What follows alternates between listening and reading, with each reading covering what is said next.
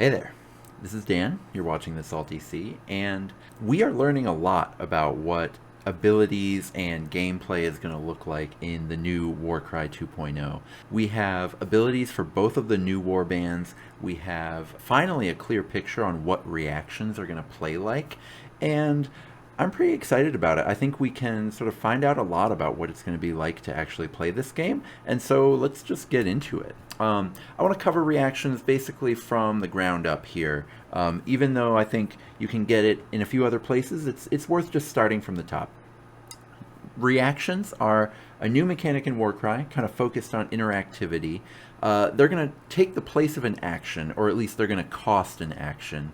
They're just going to have different triggered timing based on a few different triggers.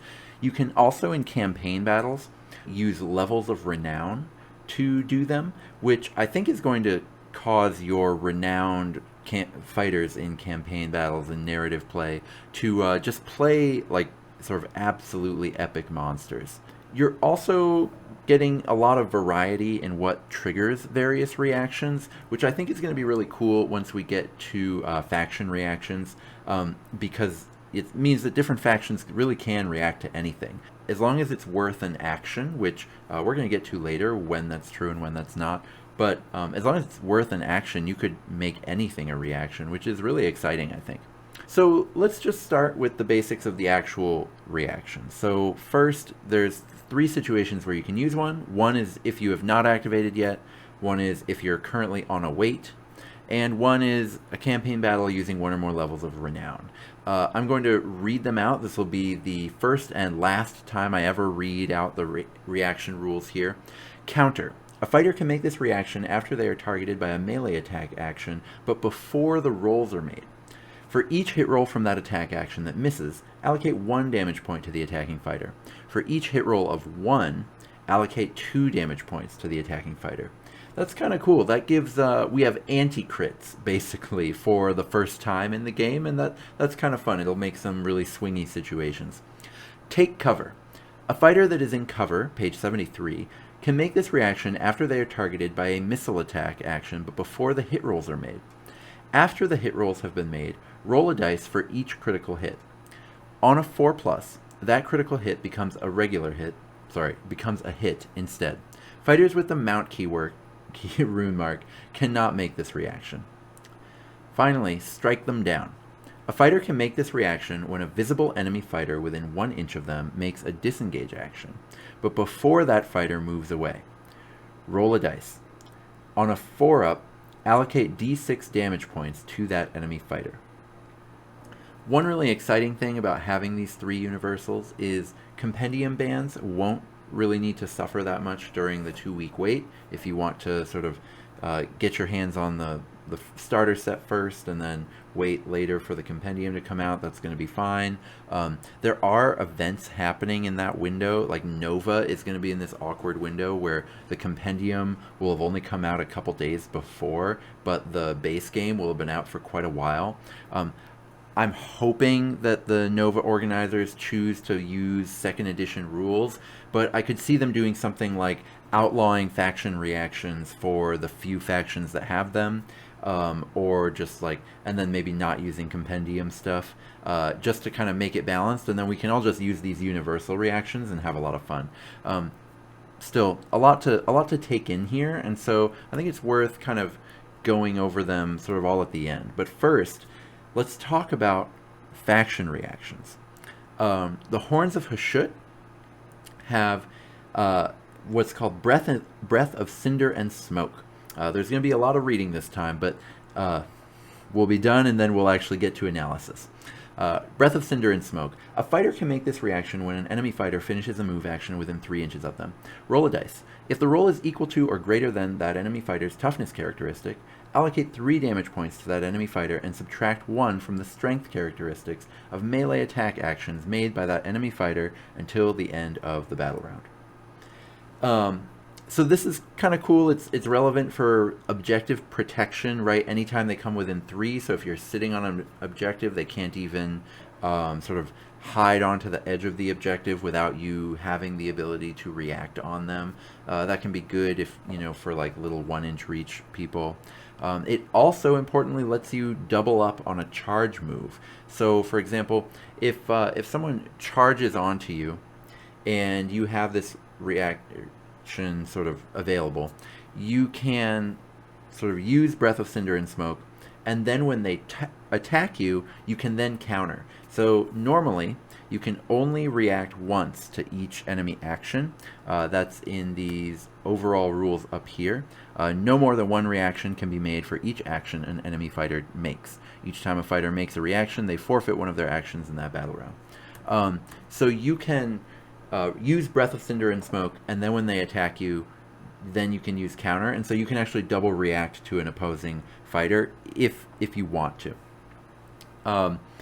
It's also important to note that there is a rune mark here, so only some of the fighters are going to be able to use it, and that's going to be important, right?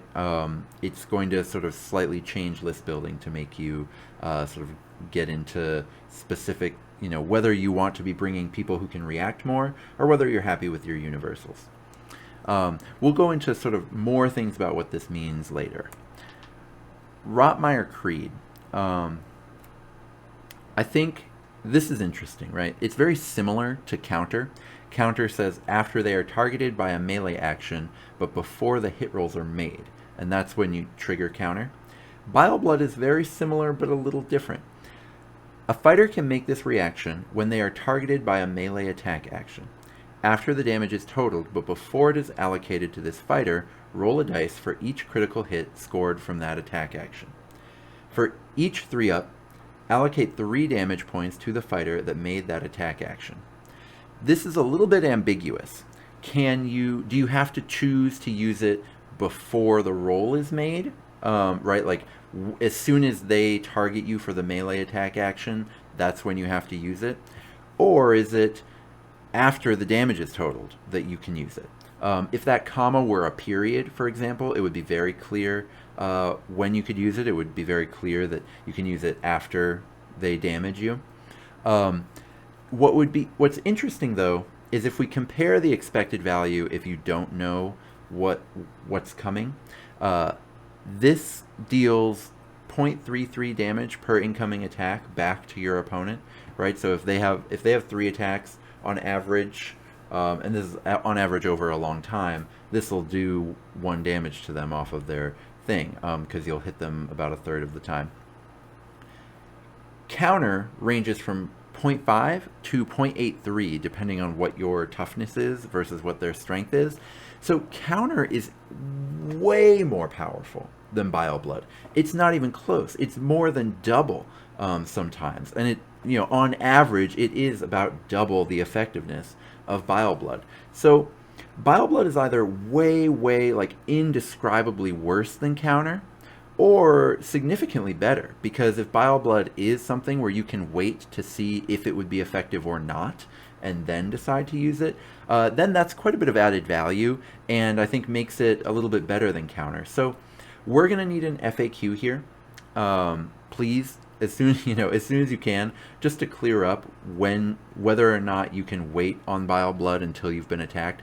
Personally, I would let my opponents wait, because it just makes no sense. It's just a strictly worse count. I mean, it's so much worse than counter, it's hard to even describe, unless it lets you wait, right? So to me, it just wouldn't make sense, because I would imagine these faction reactions should be significantly better than the regular reactions, or just add significant value, right? So if we look at Horns of Hashut, for example, the actual damage EV is pretty low. 3 damage and having a roughly 50% or so chance at it is pretty low, although the subtracting 1 from strength is pretty significant in certain situations. But the fact that you can double it up with counter is really nice and creates this really interesting sort of castle doctrine that you can play towards with Horns of Hashut, where you really just run for the objective and then dare them to charge you. So even though I don't think Breath of Cinder and Smoke is terribly impactful, I do think it adds real value, right? And it's interesting in a way that's beyond the universal reactions. The same is just not true with the Rotmeyer Creed reaction, so I'm assuming that you can wait, just because what Madman would have written the rule not that way. But who knows, right? It's pretty ambiguous at the moment. So let's kind of talk about the implications of some of these reactions in a more sort of general sense. The first thing, and I think the most important thing, is the value of an activation just went up quite a bit. Just being able to activate at all, having any sort of activations at all, now has a set floor to it where it can never be less valuable than that floor. Because these universal reactions, if they even mentioned this in the article, if your attack profile is just total dog crap, you can actually just ignore that and you can just get into position, and now if it's an objective match, you count on the objective until they deal with you and face being countered twice, things like that. And so you can deal 0 damage and still have quite a bit of value, which really boosts the value of really cheap, crappy fighters quite a bit. There's also no more getting taken down without getting to do anything. So this is something that could create some feel-bads. It was honestly one of my favorite things about kind of round planning was the target prioritization based on that. But if you have a fighter that's wounded or that's just cheap in general and it's going to get taken down before it can do anything, well, now no matter what, it's got this counter up, which again, this is being able to kind of cheat the activation wars this way, was by just killing things before they had activated, was one of the few ways that elite warbands and elite fighters could compete with swarm lists. And so if you take that away because you're worried about feel bads, okay, you've done a good job, getting rid of a certain type of feel bad in casual play, but you do really hamstring any kind of elite or mid-size model in comparison to these swarmy chaff models, which I think is a little bit too bad. It also means, I think, that fast, cheap, and durable might be a lethal combination. Anything like a Zangor that, pretty quick, 5-inch move, pretty fat, or pretty cheap at, that 70, 80 points range, and then pretty durable with 15 wounds, right? Something like that might be a really lethal combination with reactions live. Now, we're going to see points changes. Who knows what Zangors are going to look like after this? But, that combination in general where you can get bodies where you need them and then use reactions to disrupt the opponent in a way that sort of hits above your weight class has a lot of potential. And, if you're looking for early stonks, that's where it is. We see from... I put this sort of cheap fighter profile up because this guy is pretty aggressively costed at the moment in terms of sort of, you get a lot for 65 points. Getting 4 attacks on 1s and 3s here is a lot. Having 10 wounds is a lot. Now, he is Nurgle, so that makes sense for him to be a little bit tougher than you would normally get for 65 points, but it's still quite a bit of stats for that point cost. So we are seeing aggressively costed chaff who also have the benefit of these reactions. I'm interested to see what else we see there, right? Another interesting thing is that universal reactions, they power different fighter types beyond it just being always chaff all the time, which I think is really interesting. So I want to just go through each one just real quick, right? So counter is great for either really glass chaff or really tough chaff, which that sounds like it would get everyone, but I just mean it doesn't help the ones in between as much.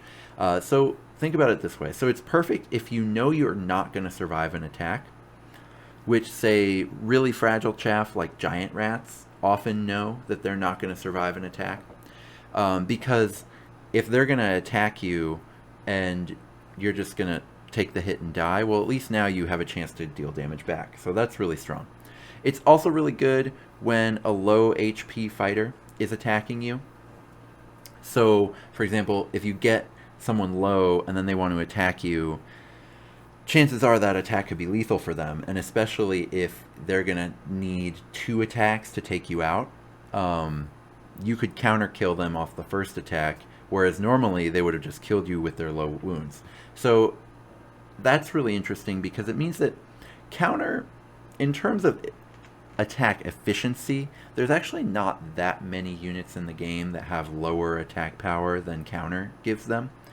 But it's actually pretty revolutionary, I think, in terms of the effect it'll have on the game when attack sequencing is what's important. So I wanted to just show this little 2-on-1 fight here between A versus B and C, because I know this seems like it's just like a random diagram I'm doing, but this kind of situation happens all the time in Warcry. So let's say you are fighter B. In first edition Warcry, you attack fighter A, you leave it on 2 wounds. That's a disaster for you, because they're now going to be able to kill fighter C, right? They can activate now. Fighter C hasn't fought them yet, but they'll activate, they'll kill fighter C, and then they'll get out of here. They'll disengage from you, and now their friends can come engage you, and now not only has fighter A survived the round, but it can now just do whatever it wants. It could maybe even stay in contact with you, and then next round, if they get priority, fighter A can attack you twice, and fighter B could leave A on 1 wound, 2 wounds, and still end up coming out the loser in this confrontation. Now, with counter, that's not really possible, right? Fighter A, so B takes A down to 1 or 2 wounds. Fighter A can't really attack fighter C here because the counter would just take it out. So now you kind of have to attack B back. Now if you take B out, great job. But even if you do, fighter C hasn't activated yet. Now it's going to get its licks in. It's going to take out fighter A. So the ability to kind of survive these situations where sequencing helps you as the kind of under attack fighter is drastically reduced with counter existing, even though counter isn't that impactful in terms of raw damage, right? So it's also, so we've gone through sequencing. It's also really perfect for just, there's a few low damage fighters out there with toughness 4 or 5 that are still reasonably cheap. The Iron Golem's Legionary with Shield, I think, is a really good example of a fighter that gets a huge buff from counter. If your toughness is greater than, if their strength is greater than your toughness, it deals 5 because a 1 would deal 2 damage to them, a 2 would deal 1 damage, and then nothing else deals damage.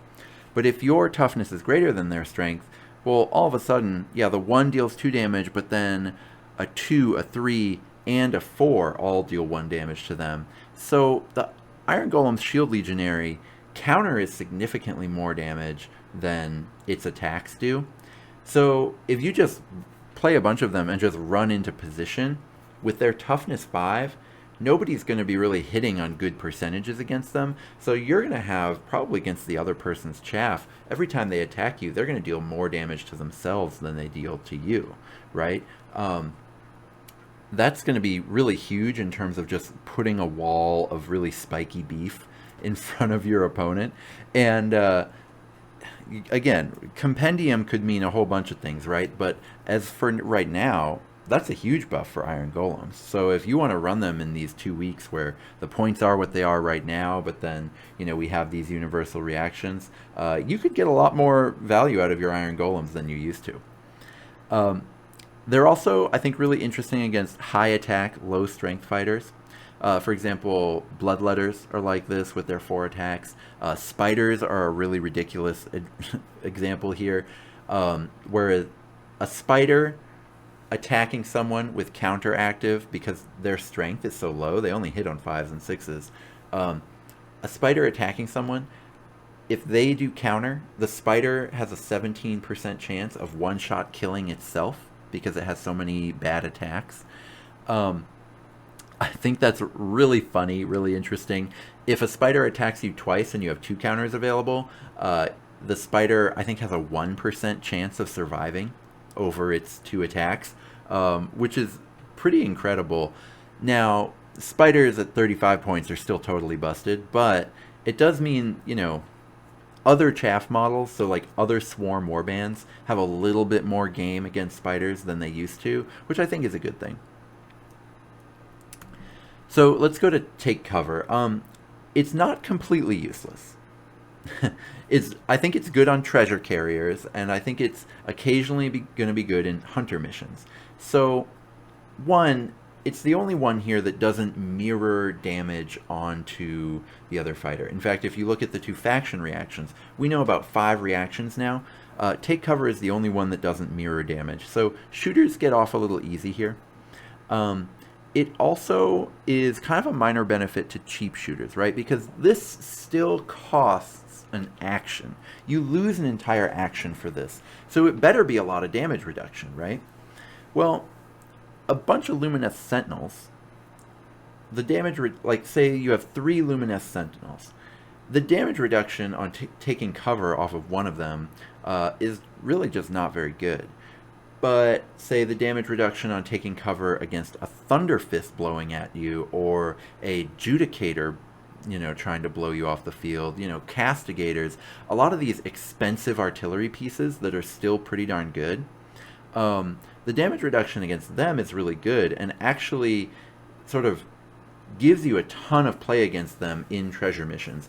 It almost feels like, I almost wonder if this happened specifically in testing, of someone said artillery pieces are too good in certain missions, and almost made this for that. Now, I still don't think it's going to be used often because it's really only good against artillery pieces. That's why I put this picture of the Bastillodon here. I know it's not legal in Warcry, but that's the kind of piece that you're looking to take cover against. We don't know if cover rules have been changed. They're on page 73. That'll be one of the first pages I flip to when I get my core book. We don't know if cover is going to work the same as it does now. Right now, cover is extremely low impact, and also kind of hard to get with the way terrain works, or like with the current terrain we have in Warcry. So I don't think take cover is going to be used very often, but I do think specifically cheap treasure carriers will use it quite a bit. Strike them down. Strike them down is interesting. So it does mean that tying up opposing models is potentially punishing in future rounds, right? If someone is gone, and then you do a double move to get to them and just be tied up with them in a future round, now they're in this situation where they kind of have to fight you and then stick still. So it can be okay for tying down opponents in, again, treasure missions or hunter missions. But it depends, right? So on average, it's not very damaging. So building around strike them down is going to be a disaster for you. The first time I read this, I was kind of interested in being like, well, what if we do a bunch of giant rats and just swarm them and then strike them down if they try to avoid, or counter if they try to kill the giant rats. Strike them down, at least, it just doesn't do enough damage to make that matter. But what it does do is, if there's an opponent at low life, you've got a good 1 in 4 chance of just killing it with your action, when if they disengaged and ran away, you'd have a 0 out of a million chance of catching them and killing them, right? So turning that 0 chance into 1 in 4 or so is really solid, I think. An elite also that does take 4 or 5 damage disengaging your chaff is going to be disadvantaged in further fights, so it can sometimes be worth it if you have really cheap mobile chaff. It's also kind of interesting for fighters whose damage is all ability based, so if your opponent decides that they're not interested in trying to take you out, a lot of these leaders that have pretty weak profiles, but they're actually kind of annoying to try to kill.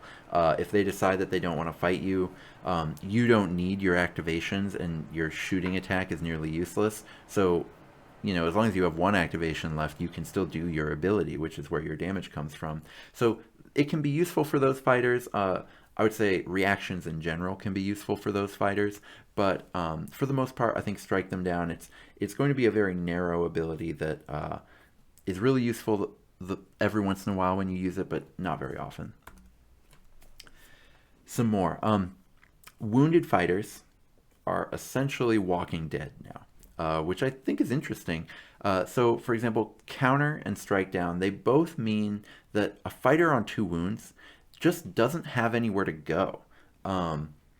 Because you can't, if you're on 2 wounds at the end of a fight and you still have opponents that you're in combat with, you can't leave, you can't run away, because then they'll just strike down on you, and pretty good chance, right, if they hit their 4-up, or if they hit their 50-50 shot and then they roll and deal your wounds, then you're done.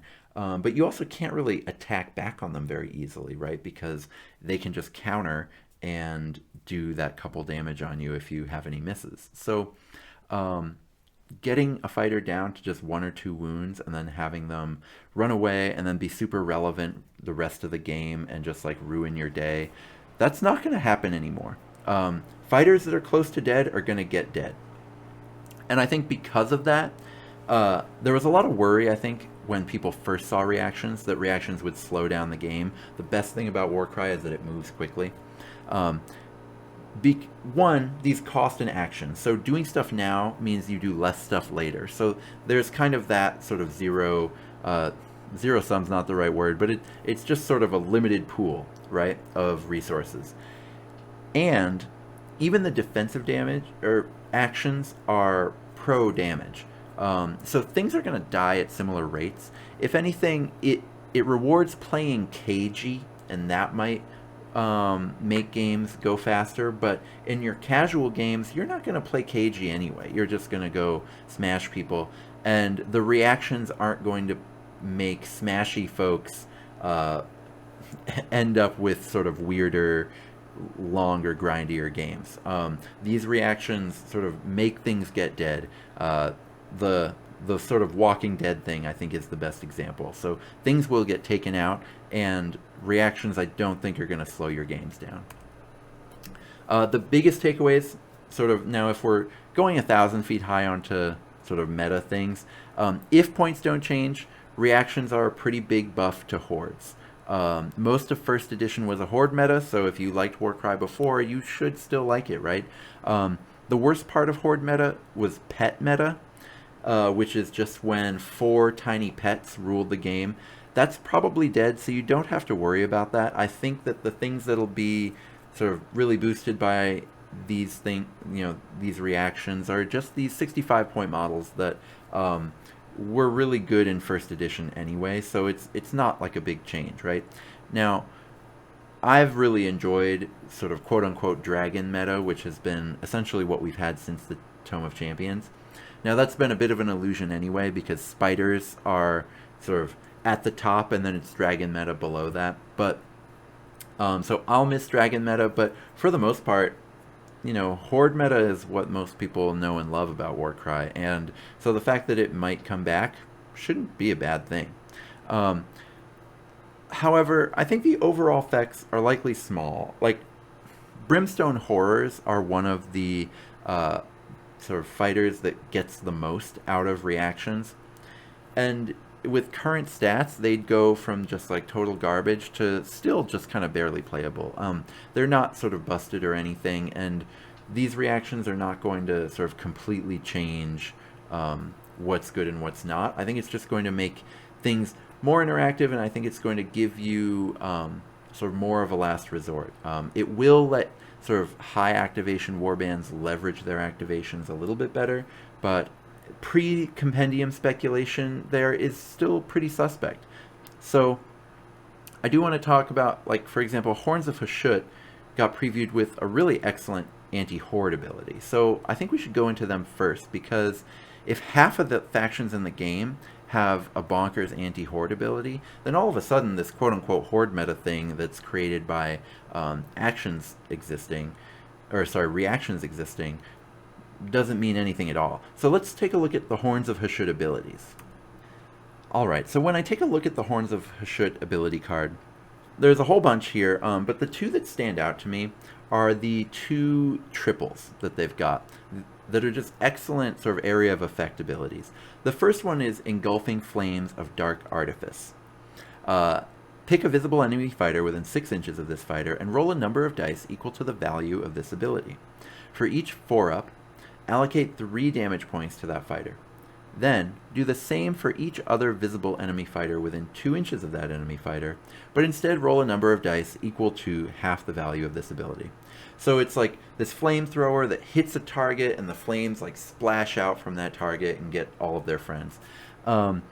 Swarming warbands are going to really suffer at the hands of this ability.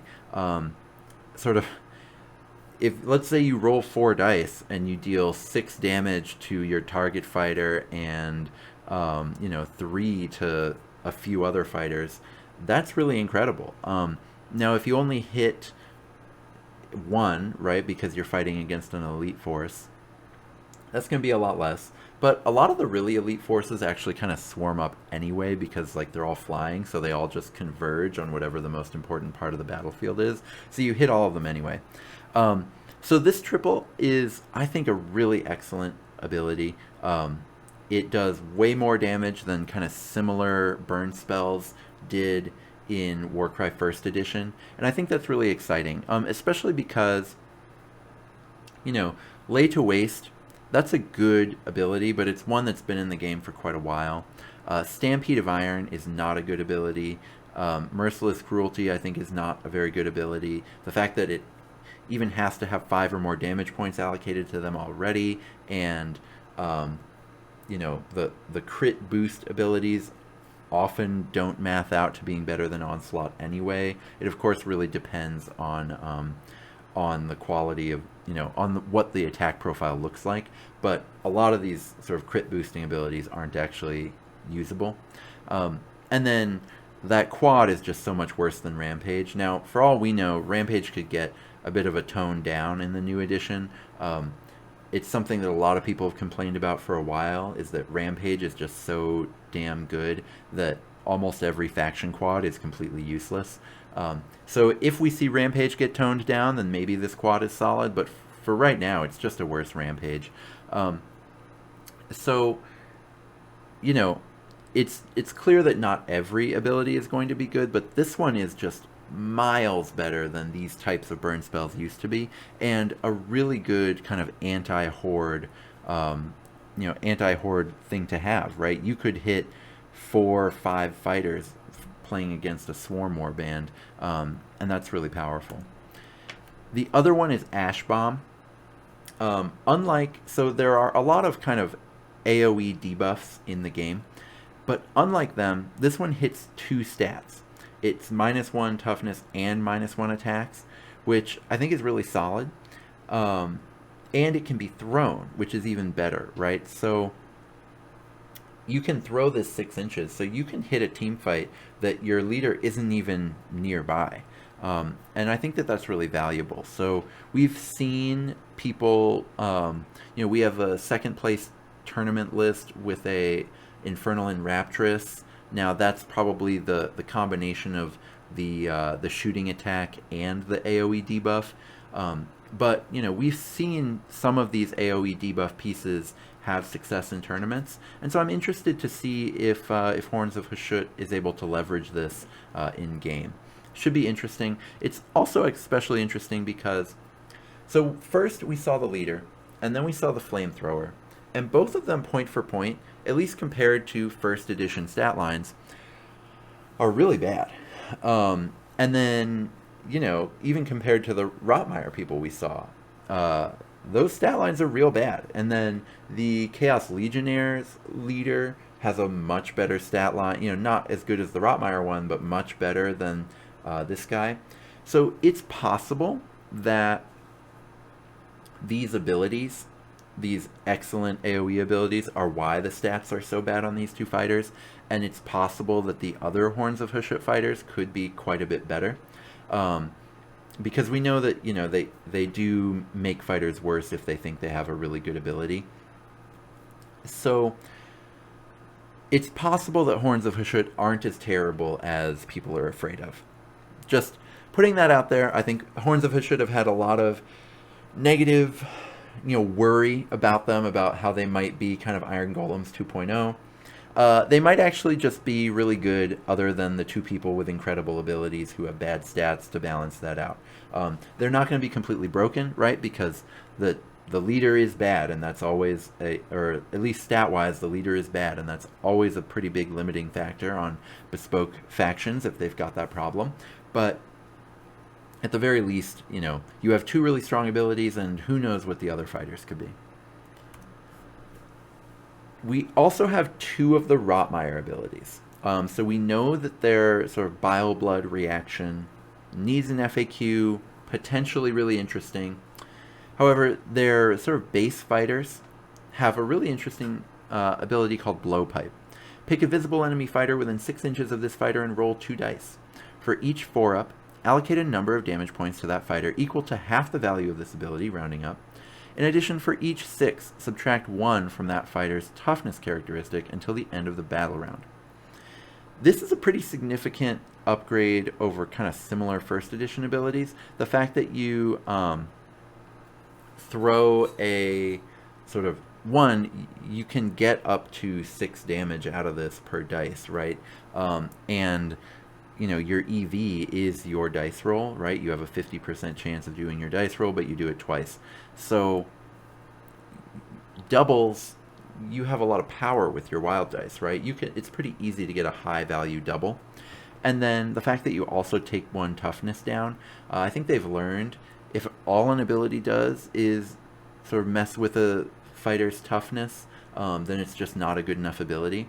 But if the toughness messing with is sort of just side gravy on the side, then that's a pretty good little bonus to put onto an already solid ability. We also have Lethal Injection, which is the ability for the Rotmire leader. Now, we've already seen the stats for the Rotmire leader, and they're pretty darn good. Lethal Injection. Pick a visible enemy fighter within 1 inch of this fighter and roll a number of dice equal to the value of this ability. For each roll that exceeds the toughness characteristic of that fighter, allocate 5 damage points to them. This is incredible against some of the thicker chaff models, especially anything with toughness in a multiple of 5, right? So, like Bloodletters, Zangors, Free Guild Guard, right? Some of the better chaff fighters in the game that are hard to kill, some of the ones that have kind of gotten sort of soft buffs from the Tome of Champions for that reason. This is incredible against those fighters, and definitely feels like it's sort of made for these 4-round games. Also, these two abilities combo with each other. So if you have a full house, and this even gets to where this can take down leaders in 1 round, right? If you blowpipe something, now you've reduced its toughness. Now you Lethal Injection, that same thing. Now each roll is more likely to succeed. You're more likely to get, extra damage out of them. You could really put a lot of damage in just with abilities without even having attacks. So this could let you sort of combo down 30-point fighters pretty quickly by blowpiping them and then charging them with your leader and lethal injecting them and then attacking. There's a lot you could do with that, and it can really be a pretty explosive damage combination. It seems really pushed. It doesn't seem broken, but again, like I said before, you get a lot of stuff for 65 points on this Rotmire chaff unit. 65 is enough that it's not going to be sort of ruining the game or imbalancing the game, but it is just a really good deal. And then the fact that we already saw the kind of really solid attack profile, 2-inch range on the Rotmire leader. The fact that we also have this sweet ability combo here makes Rotmire a pretty hot pick as far as a warband that if you're into the more sort of competitive side of the bespoke warbands, you might want to pick up. And if you're into like trying to make bespoke warbands work against AOS warbands, this is also a really good pick. I think all the ones that have these kinds of ability combos, like Untamed Beasts, Splintered Fang, all of those ones are generally the ones that can go toe-to-toe with any AOS warband. So Rotmire Creed looks to be one of them. It's also really interesting because starting really about a year ago, they've started putting a lot more care into abilities in general, and I think this is no exception, right? I think the Red Harvest factions were some of the best designed ability cards they've ever done as far as sort of giving a lot of interesting gameplay decisions. And man, Rotmire does not need a lot of other good abilities, interesting abilities, to have a really sweet ability card that gives you a lot of play to it. And we know that one of the Rotmire people has a net in their hands. So, you know, it's possible that he doesn't have an ability to go with that net, but I'd be pretty shocked if he didn't. So, really excited to see what else comes with this warband. And yeah, it's definitely, this one is going to be my first choice to paint up, and I might even try to get the second box of it to be able to bring it to events, and probably won't be able to do it by Nova, but just really like the look of it. So that's everything that I know so far about kind of new abilities that we're seeing in the second edition of Warcry. I think that there's a lot you can infer by sort of how they wrote some of those high impact damage abilities, and that's just way more than damage abilities have been in the previous game. In Warcry First Edition, you really want your ability to either be taking away your opponent's activations or giving free activations to yourself, and that's because none of the damage abilities are good enough. None of them do enough damage to justify inclusion over the ones that give more actions. It seems like they've clearly thought about that, and we've got 2 damage abilities and a debuff that are significant enough that you would count them as being almost as good, or maybe even on par with some of the abilities that give extra actions in the game. And I think that that's a really good sort of game balance change to see.